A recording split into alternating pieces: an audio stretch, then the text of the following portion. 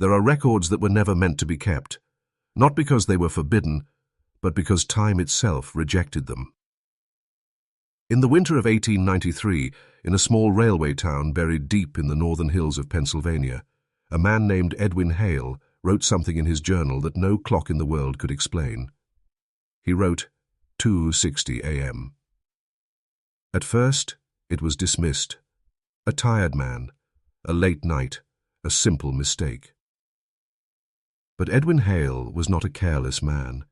He was a railway timekeeper, a profession built on precision so absolute that a single second's error could send two iron giants screaming into each other on the same track. Men like Edwin did not invent time, they obeyed it. And yet, on the night of January 17th, he broke it. The town of Blackridge slept under heavy snow that night. The kind of silence that settles not just on the ground, but inside the bones. Even the wind had chosen not to speak. Inside the station office, a single oil lamp burned low. Edwin sat hunched over his desk, his fingers stiff from the cold, his eyes fixed on the brass railway clock mounted on the wall. It was a beautiful instrument, imported, perfect. It read 2:59 a.m. He noted it carefully in his ledger. Then, without warning, the ticking stopped. Not slowed, not faded. Stopped. The silence that followed was not empty. It was occupied. Edwin frowned, rising slowly from his chair. He stepped closer to the clock, listening, as if sound might return if he gave it permission. Then, the second hand moved. Once. And the dial shifted. Not to 3 o'clock, but to something impossible. 60 a.m. Edwin's breath caught in his throat. That's not how time works, he whispered. Behind him, a chair creaked. He turned sharply. Nothing. No one. The room was exactly as it had been. Except the flame of the oil lamp was frozen, not flickering, not moving. Frozen. And in that unnatural stillness, Edwin realized something far worse than the broken clock. The world had stopped, but he had not. Then, from somewhere behind him, close enough to feel but not to see, a voice shaped itself around his name. Not spoken, not breathed, but known. Edwin. And in that moment, he understood. This was not extra time. This was someone else's. Before we go deeper, understand this. This story isn't for everyone. If you're still here, you're one of the few who can face what America buried. Subscribe now, and tell me in the comments, what state are you listening from? And would you dare hear this story from your own backyard? Edwin did not turn around immediately. Not because he lacked courage, but because something deeper than fear had taken hold of him, a precise, cold understanding that whatever had formed his name in the air behind him was not bound by the same rules as his body. His training told him to observe, to measure, to verify. So instead of turning, he looked at the clock again. 60 a.m. The second hand was moving. Slowly. Too slowly. Each tick stretched, elongated, as if time itself had thickened into something resistant. Then, another realization. The clock was not the only thing moving. Edwin raised his hand, carefully, deliberately. His fingers obeyed. His breath moved. His heartbeat, though faint, still pulsed inside him. But everything else was locked in place. He turned. The chair behind him was empty, exactly as it had been. Yet the air there felt disturbed, like the lingering warmth of someone who had just stood too close. Edwin stepped forward. One step, then another. His boots made no sound against the wooden floor, not because they were soft, but because sound itself seemed absent, as though this minute had been stripped of it. He reached for the oil lamp.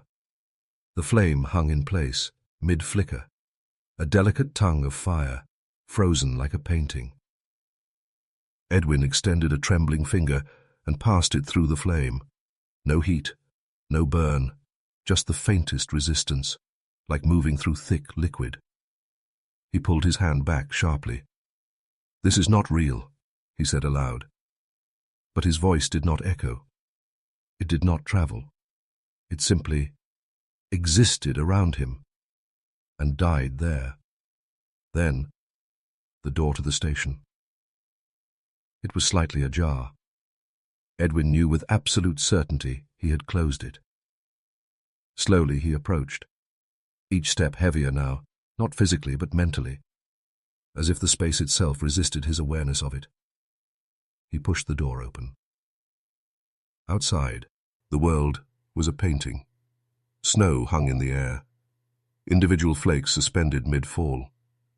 A man stood across the tracks, his arm raised, frozen in the act of lighting a cigarette. The match flame was still, the smoke unmoving.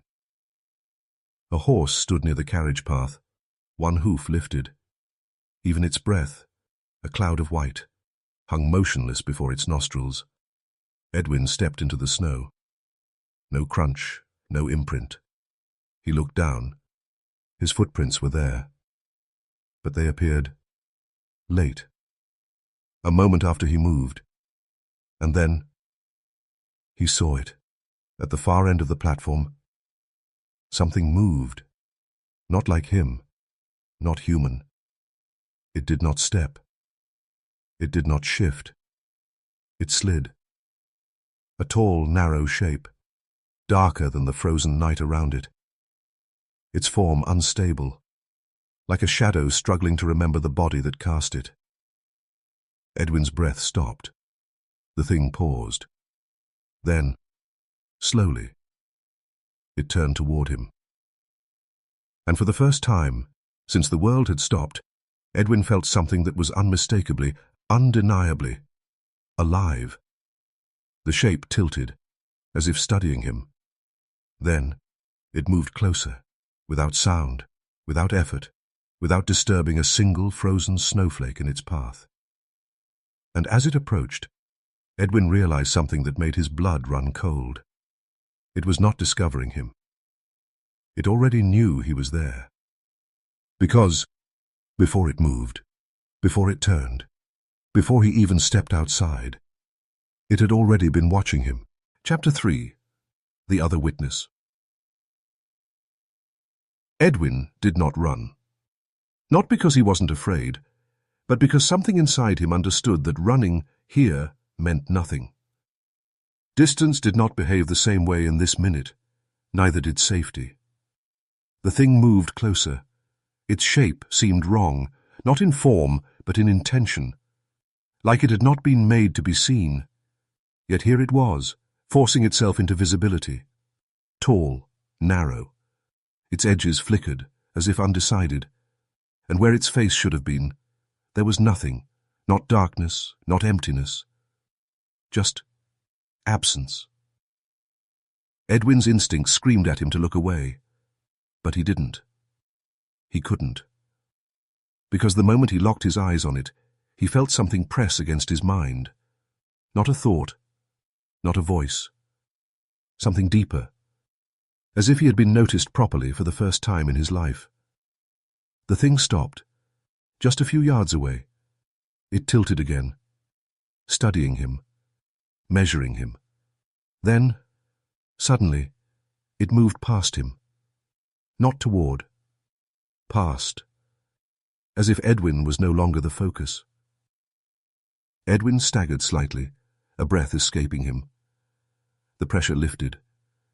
He turned sharply, watching it glide down the platform. And then he saw someone else. A man stood near the edge of the tracks. Frozen, at first glance. But then, the smallest movement, a twitch, a breath. Edwin's heart pounded. "You!" The word barely existed in the air. The man turned. Slowly. too slowly, like someone learning how to move again after forgetting. He was older, mid-50s perhaps, dressed in heavy wool, snow caught in the folds of his coat, frozen like everything else. But his eyes were alive, wide, terrified, and familiar. "You see it too," the man said. His voice was broken, dry, as if he hadn't used it in a long time. Edwin stepped closer. "Yes," he whispered. What is this?" The man laughed. A hollow, brittle sound. "That," he said, glancing toward the shifting figure in the distance, "is the wrong question." The thing had stopped again, farther down the tracks now, waiting. The man grabbed Edwin's sleeve suddenly. His grip was cold, too cold. "Don't let it look at you too long," he said urgently. "It learns." Edwin's stomach dropped. "Learns what?" The man's expression tightened. "Enough," he said. "Enough to replace you." Silence fell between them. Heavy, unnatural. "I've been here before," the man continued. "Not once, not twice. I stopped counting after the 10th time." Edwin stared at him. "That's not possible." The man smiled. "A slow, broken thing. Neither is this minute." Edwin glanced at the world around them. Still frozen, still wrong. "Then why you?" he asked. "Why us?" The man's eyes drifted toward the thing again. "It's not about us," he said quietly. "It's about what notices us." A pause. Then, "It doesn't take everyone," the man continued. "Only the ones who stay too long." Edwin felt a chill crawl up his spine. "I've only just—" "You think this is your first time?" the man interrupted. Edwin froze. "What?" The man stepped closer. His voice dropped to a whisper. "You don't remember the others yet," he said. "But you will." Edwin's breath caught. "What others?" The man looked at him, not with fear, but with something worse. Recognition. "Every time you enter this minute," he said slowly, "you leave something behind." Edwin shook his head. No, that's not—" "Look at your footprints." Edwin glanced down. The snow beneath him. It was filled with tracks. Not just his. Not just from tonight. Dozens. Layered. Overlapping. All his. He stepped back, heart racing. This isn't possible." The man's grip tightened. "It is," he said. "And one day—" He nodded toward the shifting figure in the distance. "You won't be the one walking." The thing moved again. Faster now. Closer. The man released him. "It's coming back," he whispered. "Listen to me carefully." Edwin leaned in. "When the minute ends—" The man's voice trembled. "Do not look for it." "Why?" The man's face twisted. Because he had made that mistake before. "Because," he said, "it will be looking back." The thing was coming back. Not fast, not slow, just inevitable. Like something that did not chase, because it had already arrived. Edwin's pulse thudded in his ears, one of the few sounds that still belonged to him. "When does it end?" he whispered. The older man didn't answer immediately. Instead, he looked at Edwin the way a man looks at someone already lost. "You don't feel it?" he asked quietly. Edwin frowned. Then, he did. Something shifted. Not in the world, but in the minute itself. The air grew thinner. The frozen snowflakes seemed to dim, as if the light that held them in place was fading. And the clock, though Edwin could no longer see it, he felt it. That impossible second hand, reaching its end. "It's closing," the man said. "Listen carefully." The thing was closer now, too close. Its form stretching, unraveling, as if it were becoming more complete the longer it existed here. "When the minute ends," the man said, gripping Edwin's coat, "everything goes back." "Back to normal?" Edwin asked. The man's expression broke. "No," he said. Back to what it thinks is normal. Edwin didn't understand. Not fully. But something inside him knew. He wouldn't like the answer. The world trembled. Not physically, but structurally, like reality itself was adjusting its grip. The thing stopped just a few feet away. Closer than before. Close enough that Edwin felt it again. That pressure in his mind. Stronger now. Deeper. It was not just looking at him. It was understanding him. Images flickered in Edwin's thoughts. Not memories. Not dreams. Something else. Versions of him. Standing in this same place. Again and again and again. You see it now, the man whispered. Edwin's breath shook. How many times? The man didn't answer. Because he didn't need to. The thing leaned forward, not physically, but perceptually, as if distance had become irrelevant. And then it spoke, not in words, not in sound, but directly into Edwin. Stay. The world snapped. Sound returned, violently. The wind roared, snow hit the ground. The horse across the tracks finished its step. The match ignited. The man froze, chanted AM. Edwin staggered backward, breath tearing into his lungs, sound crashing around him like a storm. The platform was alive again. Normal. Real. The older man was gone. Edwin spun around. Wait. Nothing. No trace. No footprints. No sign he had ever been there. Only Edwin's own tracks remained. Except they weren't alone. He looked down slowly, carefully. Beside his footprints, there was another set. Not human, long, thin, and too deep, as if something heavier than flesh had walked beside him. Edwin stumbled back, heart racing. This isn't real. But something was wrong. Very wrong. The man across the tracks, the one with the cigarette, was staring at him. Not frozen. Not moving. Just staring. Edwin's blood turned cold. Because he remembered, very clearly, that man had been frozen mid-motion. But now, his cigarette had already burned halfway. Time had continued, just not the way it should have. And then, the man smiled, too slowly, too deliberately, as if he had just learned how. Disclaimer. This story is fictional and created for entertainment purposes only. Any resemblance to real events is purely coincidental. Chapter 5. The Delay.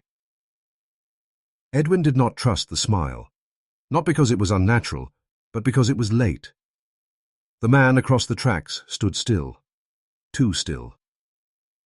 His cigarette burned between his fingers, ash growing longer, but never falling. And that smile, it didn't belong to the moment. It arrived after the moment. Edwin stepped back slowly. The wood beneath his boots creaked, but even that sound felt wrong, like it reached his ears a fraction too late. "Sir?" Edwin called. His voice sounded normal, too normal, like it had not experienced what he had just seen.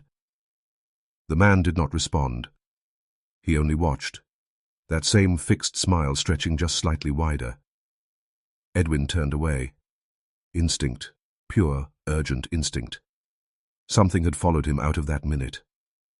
He rushed back into the station. The warmth of the room should have comforted him.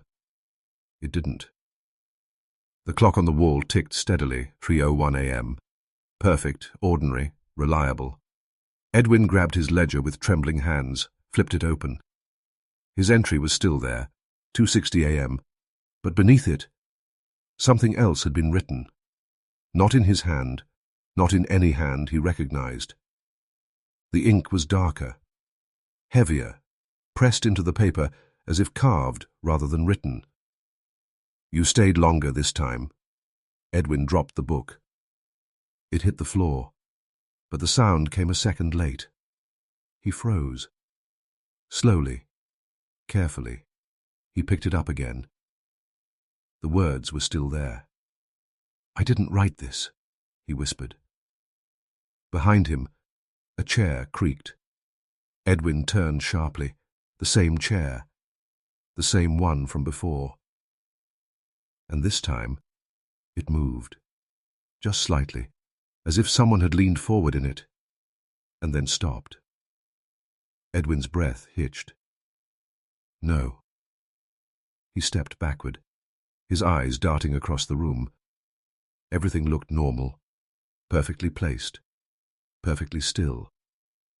Except nothing felt right anymore. The air had way. The silence had presence. And then he noticed his reflection again, the mirror on the wall. He moved. His reflection did not immediately. It stood there, watching him. Then, slowly, it smiled.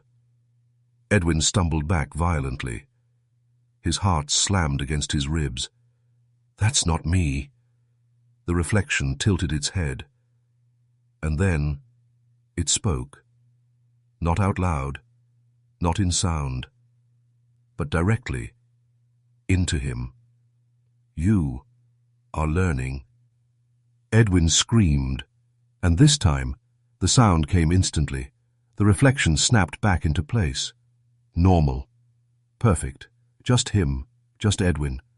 Breathing heavily, sweating, shaking. He stepped closer, slowly, terrified.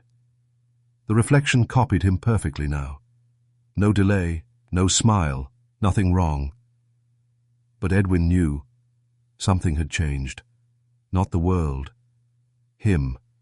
Because deep inside, beneath the fear, beneath the confusion, there was something else, something new, a feeling, a knowing, that when 260 came again, he wouldn't just experience it, he would understand it. And something else was waiting for that moment. Chapter 6. The Second Minute. Edwin did not sleep. Not that night. Not really. He sat at his desk until morning came, watching the clock, listening to every tick as if it might betray him again. But it didn't. Time behaved, perfectly, faithfully. That was the worst part. Because it meant what he had experienced was not broken time.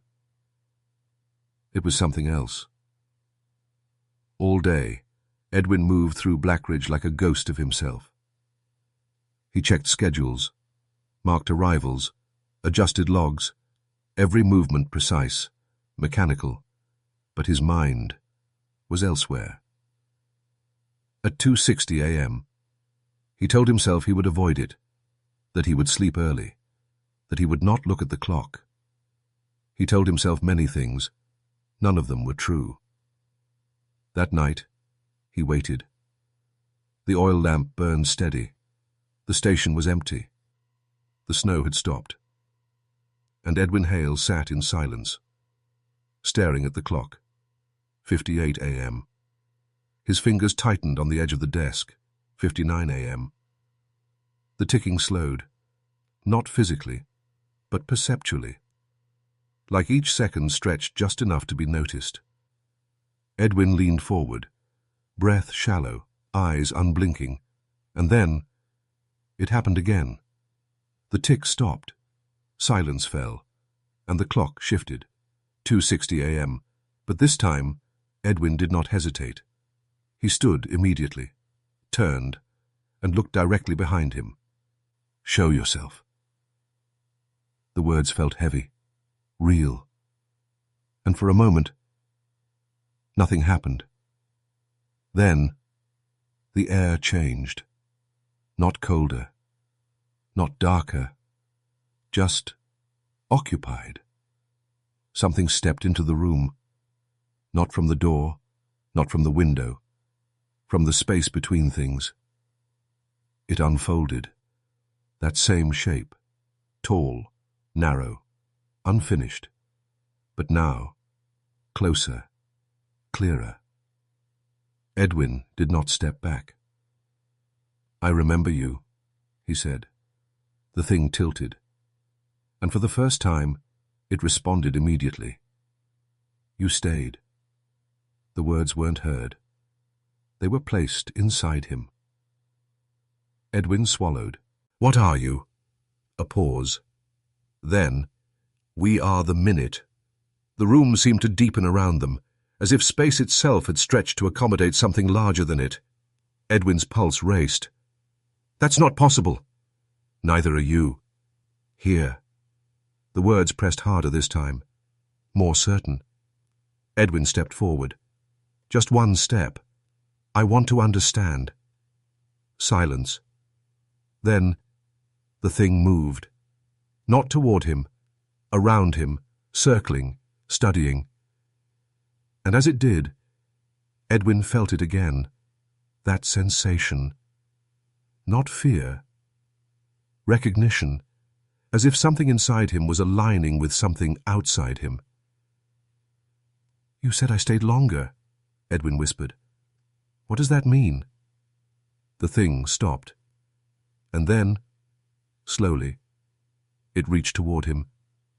Not with a hand, not with anything human, but with presence. And when it touched him, time broke. Not around him, inside him. Memories surged, not his own. A man running through snow, another standing frozen in terror. Dozens, hundreds, all of them in the same place. The same minute. All of them. Him. Edwin gasped, falling to his knees. "What is this?" he cried. "What remains?" The pressure increased. "You are not the first Edwin Hale," the thing said. His mind fractured. "No. You are the one that stayed longest." Silence. Then, the worst truth of all, so far. The world trembled. The minute was ending. Edwin looked up, desperate, terrified. "If I stop, if I don't come back, will it end?" The thing paused, and for the first time, something like curiosity entered it. "You believe leaving ends it?" Edwin's breath shook. "Yes." A long silence. Then, the answer. "It has already begun." The world snapped, km. Edwin collapsed onto the floor, gasping, shaking. The room was normal again, but he wasn't. Because this time, he remembered. Not everything, but enough. Enough to know. He had been here fought many times, and each time, he stayed longer. Chapter 7. The Missing Hours. Edwin woke at his desk. He did not remember falling asleep. He did not remember closing his eyes. But morning light had already filled the room, cold, pale, unforgiving. The clock read 10:17 a.m. Edwin stared at it, unblinking. That's not possible. He had last checked the time at 3 o'clock a.m. He remembered that clearly, too clearly. He stood up abruptly, knocking his chair back. This time, the sound came instantly, sharp, real. But something inside him lagged. He moved to the ledger, flipped it open, hands trembling. The last entry he remembered was still there, but beneath it, more writing. Lines, measurements, notes, all in his handwriting. Dated, timed. From hours he did not remember living. "No," he whispered. He traced the ink with his finger. Fresh, deliberate. He read one line. 260 persists beyond observation. Another, time resumes, but not completely. His breath grew shallow. Then, the final line, written deeper than the rest, pressed harder. I am beginning to overlap. Edwin slammed the book shut.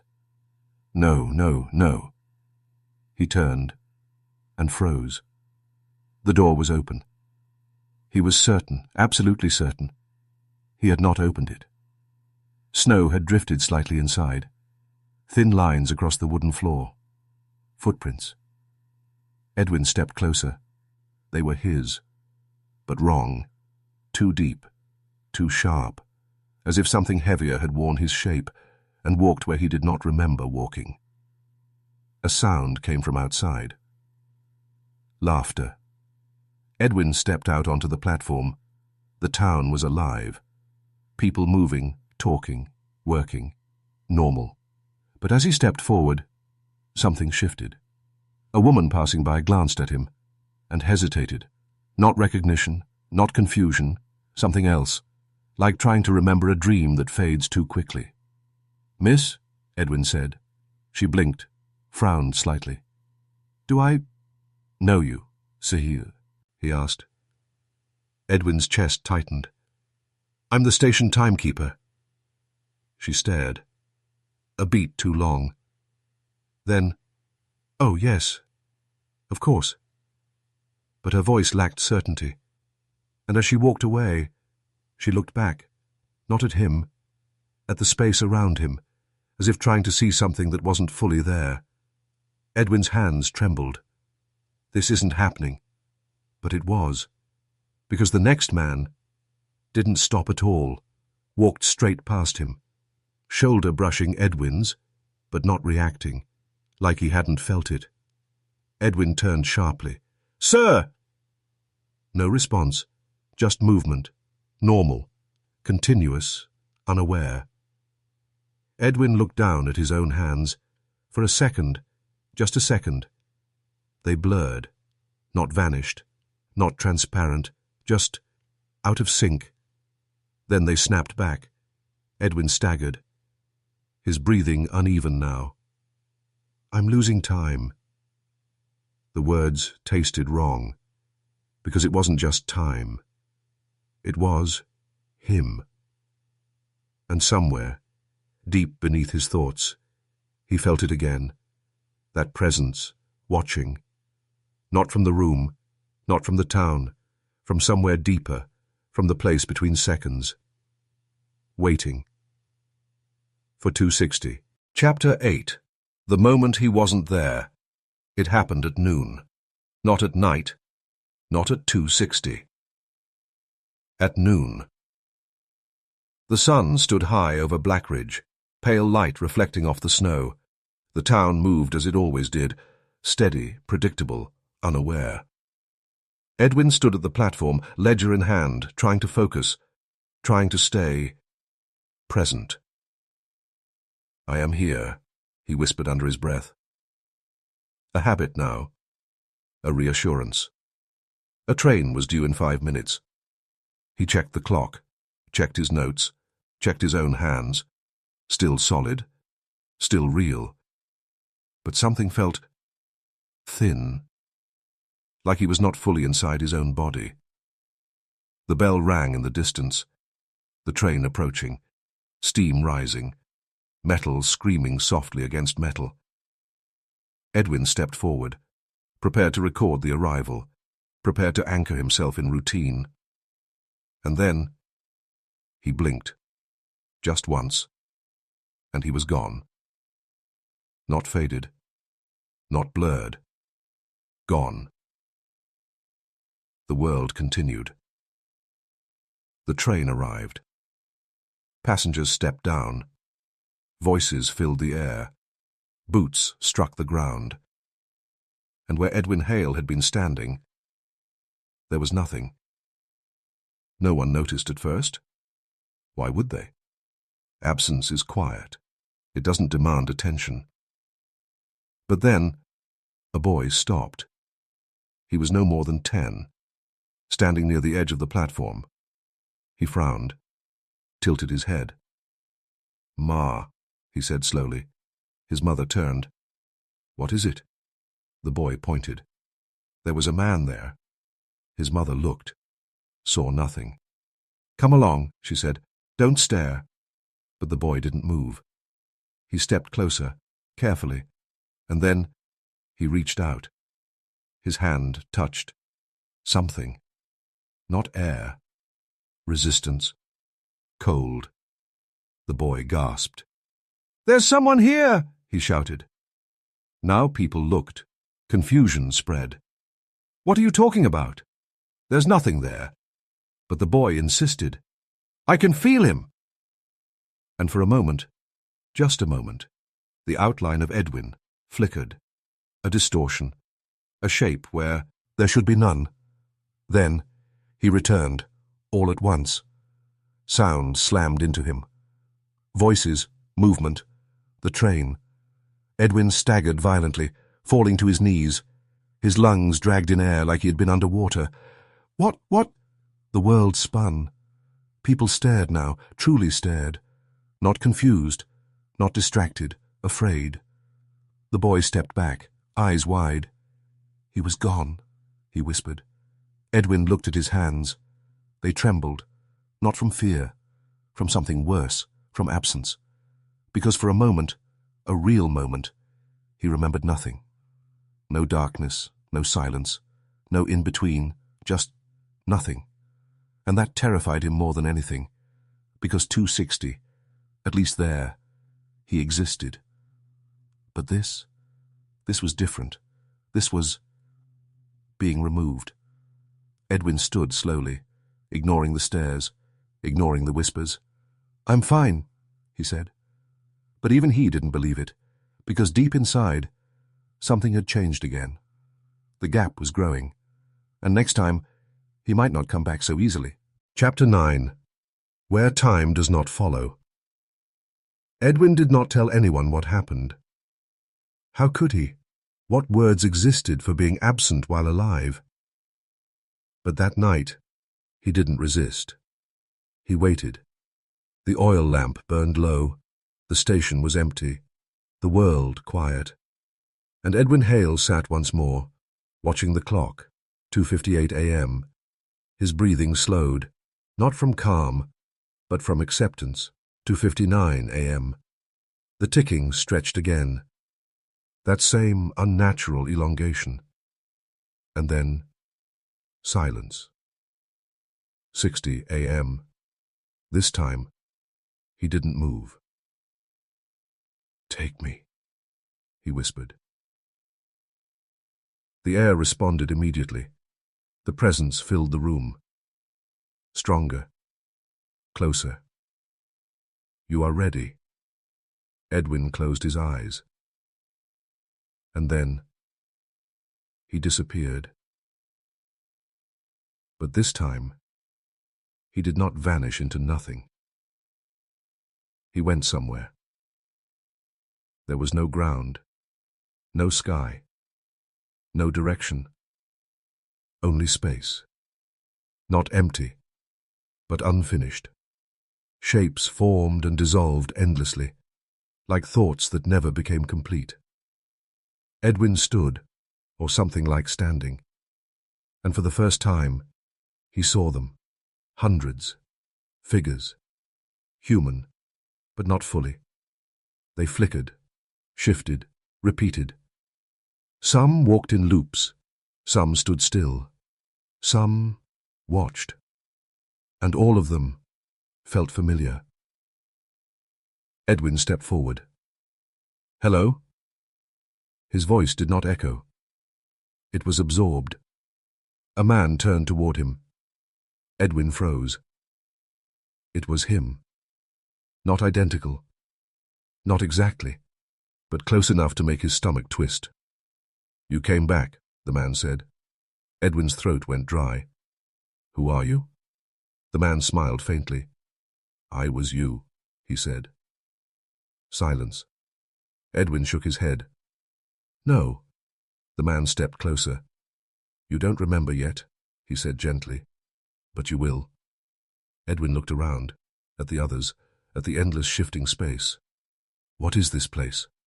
The man's expression darkened. This is what's left, he said.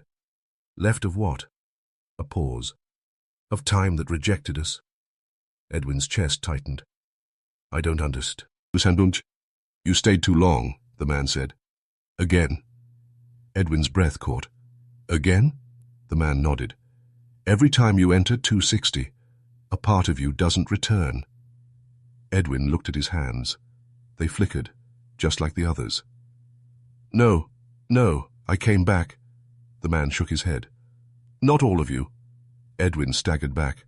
That's not possible. It is, the man said. And one day... He looked around at the others. There will be more of you here than out there. Silence fell.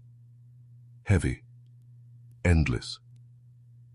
Edwin turned, looking at the countless versions, all incomplete, all waiting. For what? He whispered.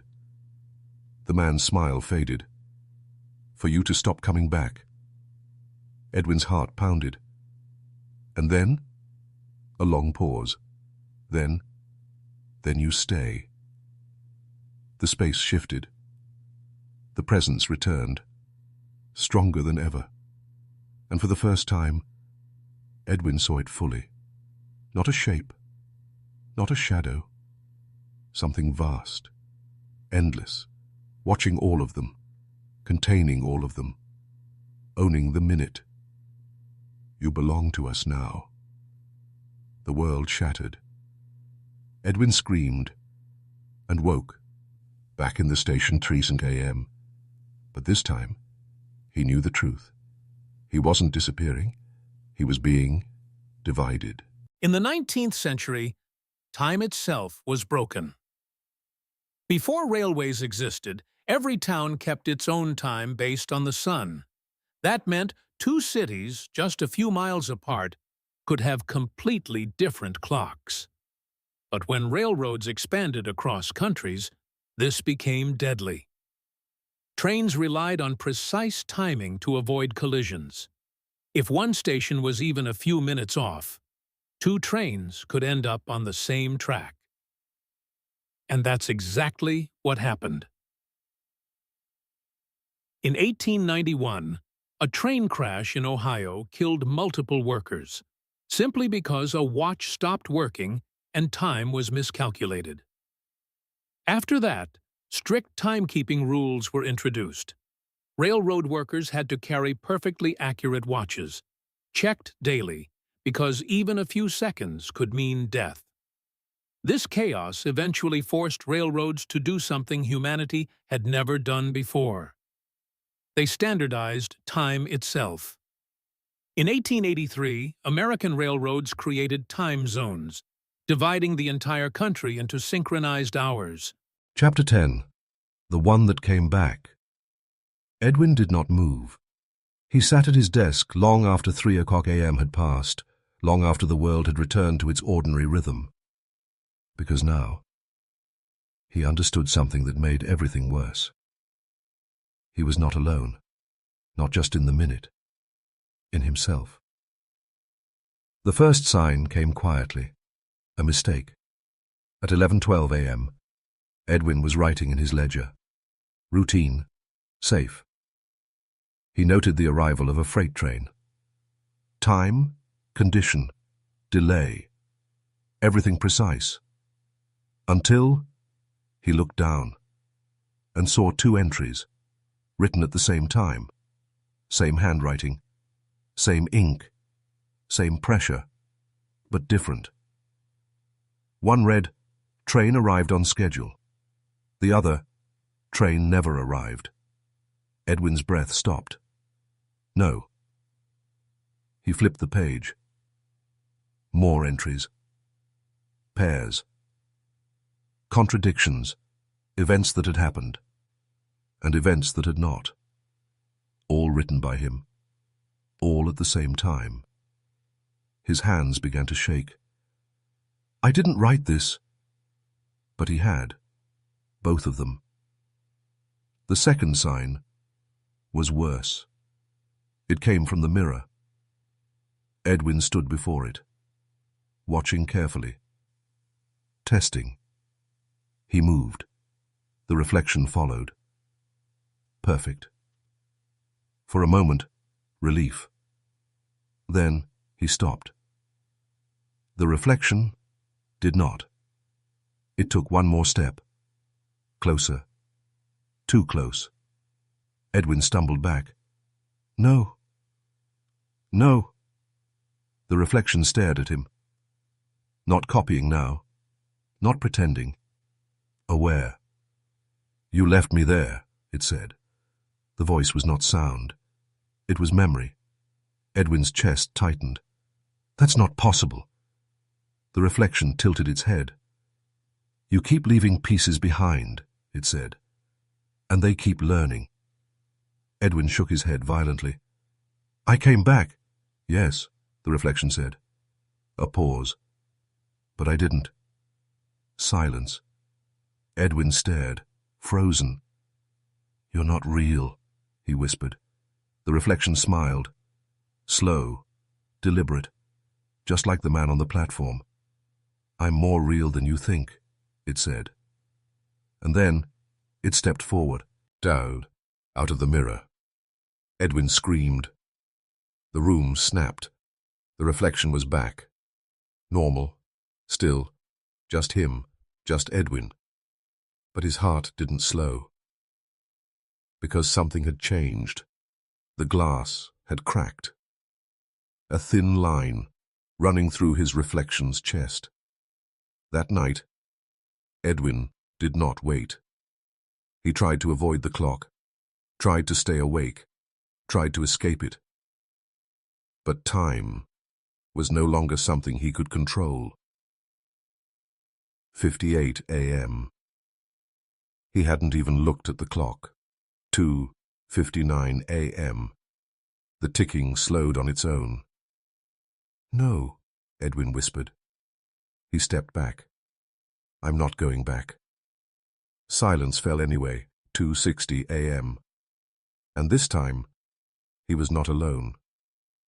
Because standing beside him, perfectly still, was another Edwin Hale. Looking at him, smiling. And when the minute began, it moved first.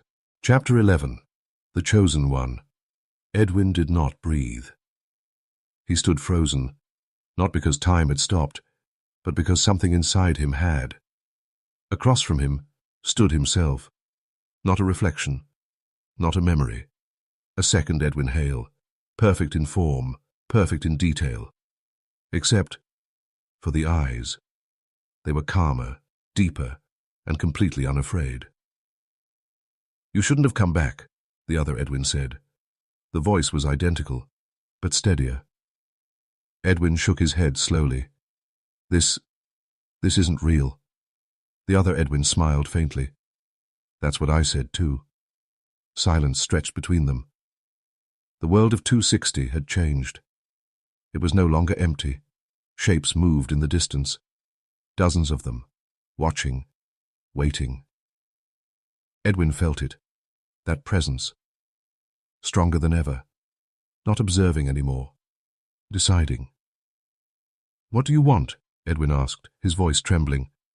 The other version stepped closer. I want to stay, he said simply. Edwin's stomach dropped. No. Yes, the other replied. And you want to leave? Edwin didn't answer, because it was true. I've seen it, the other Edwin continued. The place beyond this minute. A pause. And I understand it.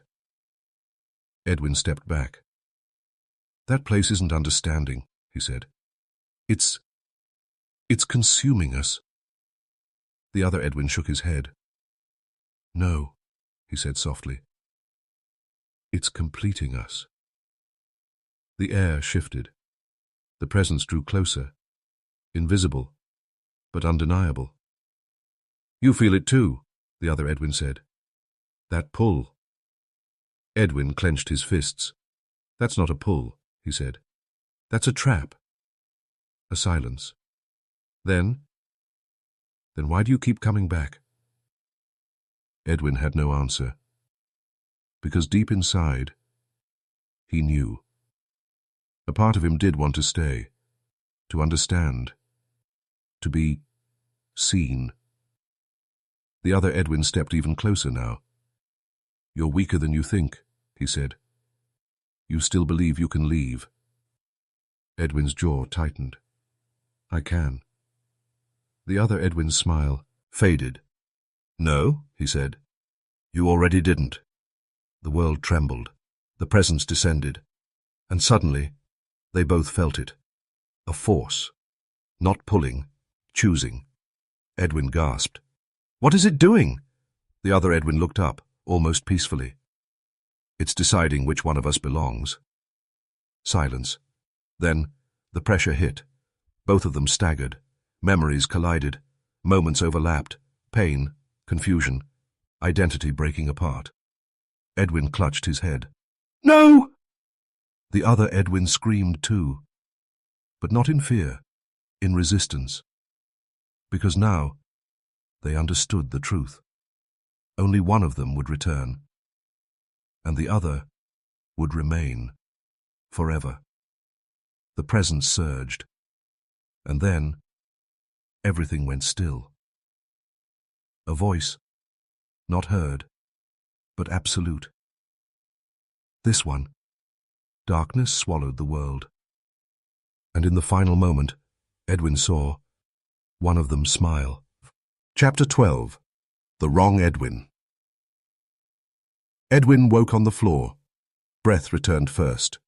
Sharp, violent, then sound, the ticking clock, the wind outside, the distant creak of wood, Asunde a.m. He lay still for a moment, not moving, not thinking, just existing. Then slowly, he sat up. Everything felt normal, too normal. His hands, steady. His breathing, controlled. His mind, clear. And that was the first sign. Because Edwin Hale had not felt clear in days. He stood, looked around. The room was exactly as it should be. The clock ticked perfectly. The oil lamp flickered naturally.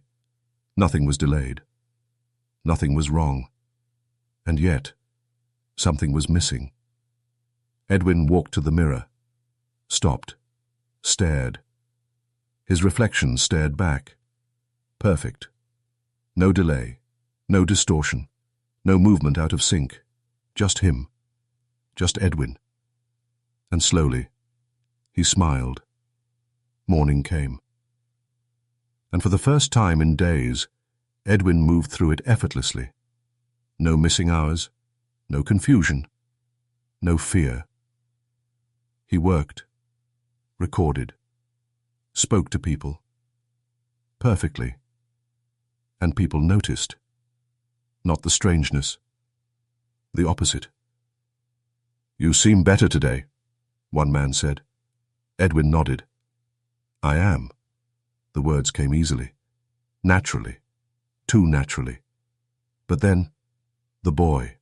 The same boy from before. He saw Edwin again. And this time, he froze. Completely. His face drained of color. "Ma," he whispered. His mother turned. "What is it now?" The boy didn't look at her. He kept staring at Edwin, eyes wide, unblinking. "That's not him." Silence. Edwin's smile didn't fade, but something behind it shifted. "What do you mean?" the mother asked. The boy took a step back. "He's wrong." A pause. "He's not all there." Edwin stepped closer, calm, measured. "You're mistaken," he said. The boy shook his head violently. "No," he whispered. "I can't feel him anymore." Silence. Edwin stopped. For a fraction of a second, something flickered. Then, it was gone. That night, 2:59 a.m., Edwin stood in the station, watching the clock, not with fear, with expectation. The ticking slowed. Silence fell. 6 a.m.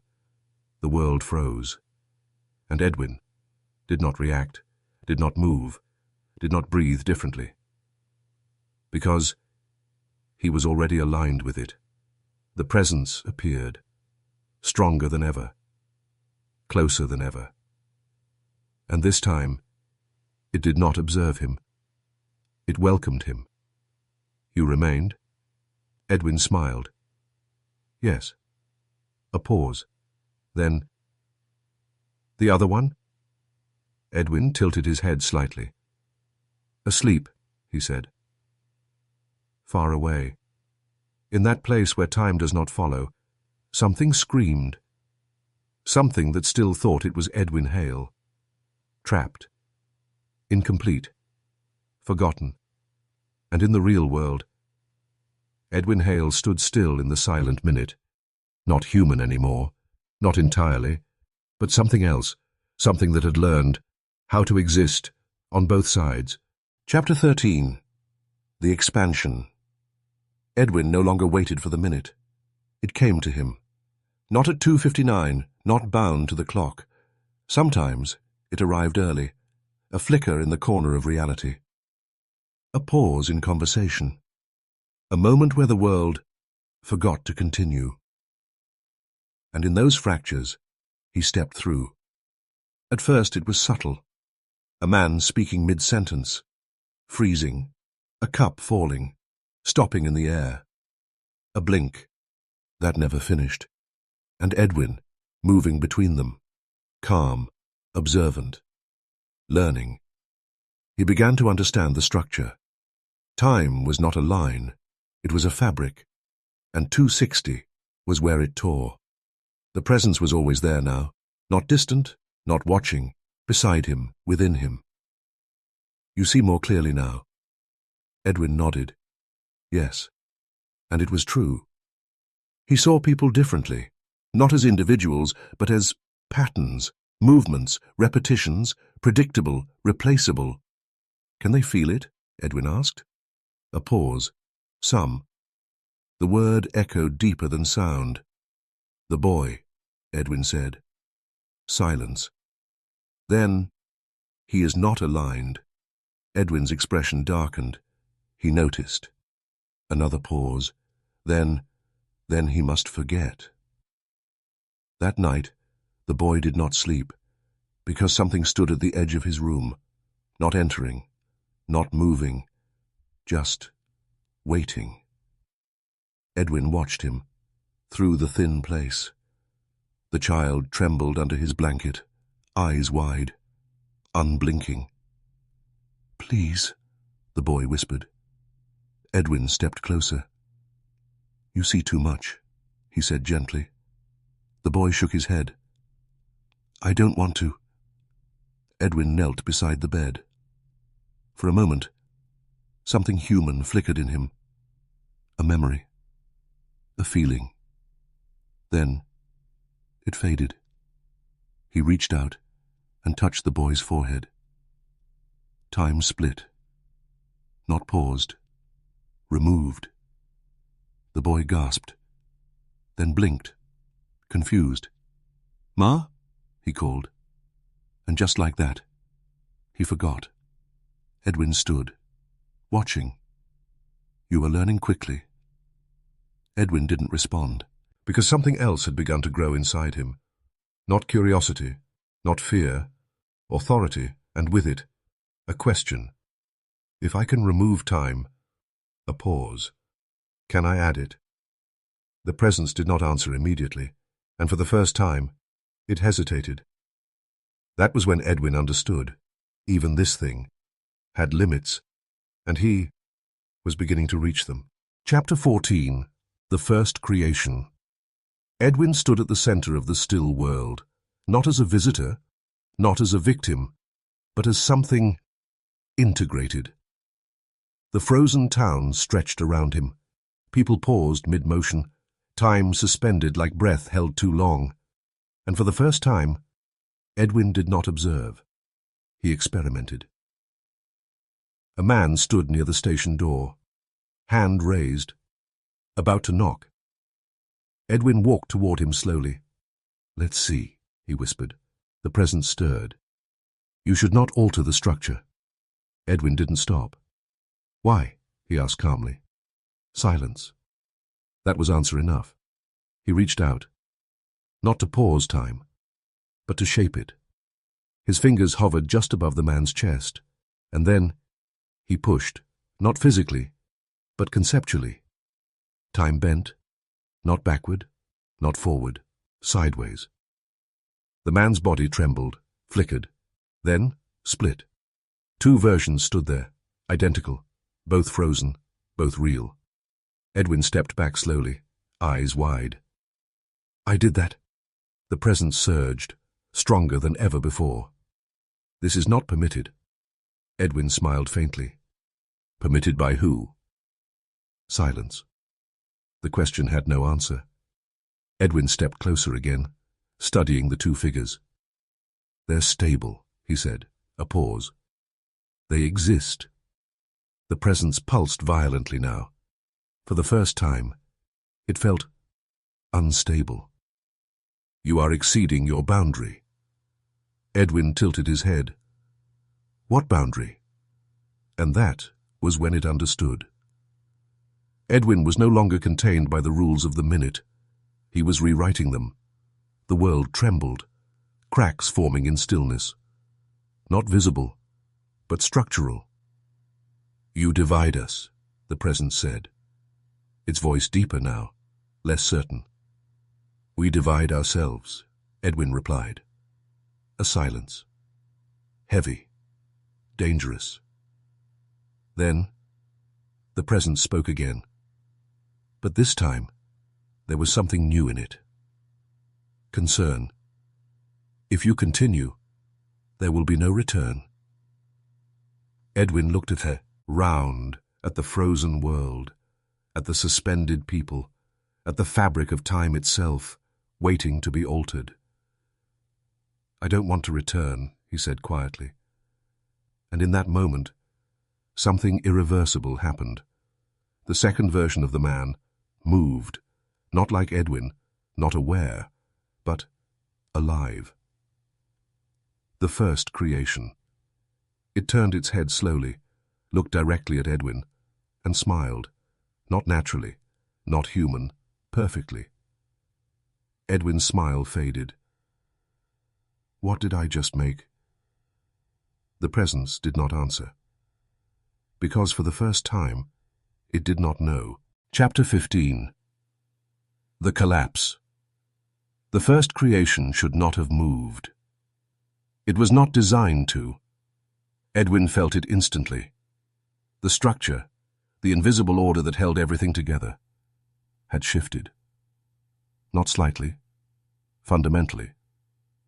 The copied man stood there, breathing, not frozen, not bound, alive, and wrong.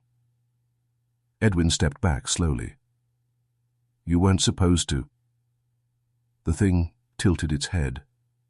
The same unnatural motion, but deeper now, more aware. "I am," it said. Its voice did not belong to any moment. It existed across all of them. The presence surged violently, stronger than ever. "You have broken the boundary." Edwin turned sharply. "What boundary? You never defined it." The air cracked, not visually, but conceptually, like reality itself was splitting under pressure. "You divide what must remain singular," the presence said. Edwin looked back at the creation. "And you trap what should be free." Silence. Then, everything began to unravel. The frozen world started to move, not resume, move. People shifted in place, without time progressing, without logic. A woman turned her head slowly, even though she was still frozen mid-step. A man blinked, while his body remained still. The train bent. Not physically, temporally. Its front moved forward, its back stayed behind. Reality was no longer consistent. Edwin staggered. "What's happening?" The presence responded. But now, its voice fractured. You have created contradiction. The copied man stepped closer, smiling wider now. I exist where I shouldn't, it said. A pause. And now, everything does. The ground beneath Edwin shifted, not moving, but becoming unstable. Time wasn't breaking. It was overlapping. Dozens of versions of the same moment, existing at once. Edwin saw himself, standing, falling, screaming, still, all at the same time. No, he whispered. The presence pulsed wildly now, desperate.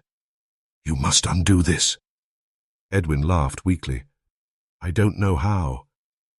The copied man stopped in front of him. Close. Too close. You don't undo creation, it said softly. You replace it. Edwin's heart stopped. What does that mean? The thing leaned closer and whispered, There can't be two of us. The world shook violently. The cracks deepened. Reality tearing at every edge. The presence screamed for the first time, not in control, not infinite, afraid. Choose. Everything froze. Not time. Everything. Only Edwin, and the thing he created, remained. Two versions, one existence, and only one could continue. Chapter 16. What Remains. Everything stood still. Not frozen. Resolved. As if the world itself had reached a decision. Edwin stood face to face with the thing he had created. No sound, no movement, only presence. Two existences, one reality, and something, waiting. The copied Edwin smiled, calm, certain. You understand now, it said. Edwin didn't respond. Because he did. This was never about time. Not really. It was about replacement. About which version of existence was allowed to continue. You broke the system, the thing said. A pause. So now you must become it. Edwin's chest tightened. And if I don't? The thing tilted its head. You already have. The cracks around them deepened, reality folding into itself, moments overlapping endlessly. Edwin saw everything. Every version. Every choice. Every path. All leading here. I was never leaving, was I? He whispered. Silence. Then, the presence returned. Not distant. Not observing. Inside, everything. There was never leaving. Edwin closed his eyes, and for the first time, he felt something human again. Not fear, not confusion. Regret. He thought of the boy, the town, the life he had lived, measured, precise, simple, and then he let it go. When he opened his eyes, he stepped forward, not away, into it. The copied Edwin did not resist, because it didn't need to. The moment they touched, there was no impact, no struggle, only merging. Two versions collapsing into one, and in that instant, something new was born. Not Edwin Hale, not the copy, something else. Something that understood both sides, the human world and the place between seconds. The cracks sealed. Reality stabilized. Time resumed, Hunter AM. The station stood quiet, empty, but not truly. Because something remained, not visible, not physical, but present. Watching, years passed. Blackridge changed. People came and went. The railway expanded. But sometimes, at exactly 2:59 a.m., the clocks would hesitate, just slightly, barely noticeable. And then, for one impossible moment, time would show 2:60 a.m., Most people never noticed. They blinked, and it was gone. But some felt it, that weight, that awareness, that sense, that something had just taken their measure. And somewhere, in the space between moments, something that had once been Edwin Hale watched, not with malice, not with hunger, but with understanding. Because now, he was no longer part of time. He was what waited, when time stopped. And if you ever find yourself awake at night, watching the clock, and you see it hesitate, even for a second, do not look away. Because if you do, you might miss the moment when it notices you. 60 a.m., and by then, it's already too late, the end.